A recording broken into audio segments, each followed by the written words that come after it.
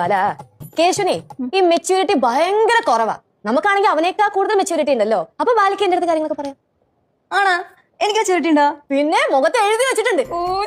ചേച്ചി ഇതുവരെ ആരും അങ്ങനെ പറഞ്ഞു. ഞങ്ങൾ കല്യാണം കഴിച്ചു. കല്യാണം കഴിച്ചാൽ പിന്നെ പഠിക്കേണ്ട ആവശ്യമൊന്നുമില്ല ചേച്ചി. ജോയി ഞാനും അധ്വാനിച്ച് ജീവിക്കും. പിന്നെ അവന് പണിക്ക് അറിയാലോ. അവന് കൽപ്പണി അറിയാം, വാർക്കപ്പണി അറിയാം, പെയിന്റ് പണി അറിയാം, എല്ലാ പണി അറിയാം. എന്തെങ്കിലും ജീവിക്കാൻ പറ്റും. ഞങ്ങൾ ഇന്നലെ രാത്രി ഇരുന്ന് നന്നായിട്ട് ആലോചിച്ചിട്ട് ഇന്ന് രാവിലെ കല്യാണം കഴിച്ചതാ. ഓഹോ, ഈ ജീവിതം എന്ന് പറയുന്നുണ്ടല്ലോ കുറച്ച് കഴിയുമ്പോൾ അത്ര സുഖകരമായിട്ടുള്ള ഒരു കാര്യമല്ല.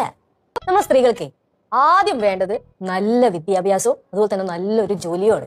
ഈ പ്രേമം എന്നൊക്കെ പറയുന്നത് എപ്പോ വേണമെങ്കിലും പോകും. അപ്പൊ ബാല എങ്ങനെ ജീവിക്കും? ബാല ഇപ്പോ ഇതൊക്കെ മറന്ന് വീട്ടിൽ പോകണം. എന്നിട്ട് ഡിഗ്രി കംപ്ലീറ്റ് ചെയ്യണം. പറ്റുവാണെങ്കിൽ PGയും കംപ്ലീറ്റ് ചെയ്യണം. എന്നിട്ട് നല്ലൊരു ജോലി മേടിക്കണം. ഫിനാൻഷ്യലി സ്റ്റേബിൾ ആവണം. മൊത്തത്തിലൊന്ന് സെറ്റിൽ ആവണം. അപ്പോഴും ബാലയ്ക്ക് ജോഷിയോട് ഒരു ഇഷ്ടം ഉണ്ടെങ്കിൽ ബാല എന്ത് ചെയ്യണം? നല്ലോണം ഒന്ന് ആലോചിച്ചിട്ട് വീട്ടുകാരോട് പറയാം. എന്നിട്ട് വീട്ടുകാരെ സമ്മതിച്ചില്ലെങ്കിൽ നേരെ ലച്ചു ചേച്ചി അടുത്തേക്ക് പോരെ. ബാക്കി ലച്ചു ചേച്ചി നടത്തി തരും.